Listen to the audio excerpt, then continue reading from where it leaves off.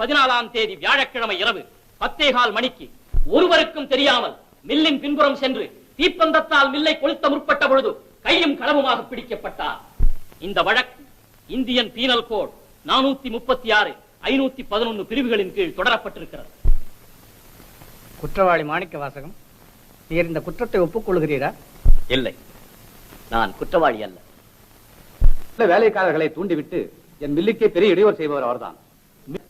மாணிக்க கையில ஒரு பந்தத்தை வச்சுக்கிட்டு கொளுத்தினார். குற்றவாளியை நான் கைது செய்த போது அவர் கையில் இருந்த தீப்பந்தம் இதுதான். பந்தம் எரிந்து கொண்டிருந்ததா? ஆம், எரிந்து கொண்டிருந்தது. குற்றவாளி மாணிக்க வாசகத்தின் அண்ணன் தானே நீர்? ஆமாங்க. இப்பொழுதாவது உம்முடைய குற்றத்தை ஒப்புக்கொள்கிறீரா? நான் ஒப்புக்கொள்ளவில்லை. ஏன் இல்லை? ஏனென்றால் அந்த குற்றத்தை நான் செய்யவில்லை. நீர் பொய் சொல்லுகிறேன். இவரான இதை நான் பலமாக ஆட்சேபிக்கிறேன். மிஸ்டர் மாணிக்கம், உம்மை கைது செய்த போது உமது கையில் பந்தம் இருந்ததை நீர் ஒப்புக்கொள்கிறீர் அல்லவா?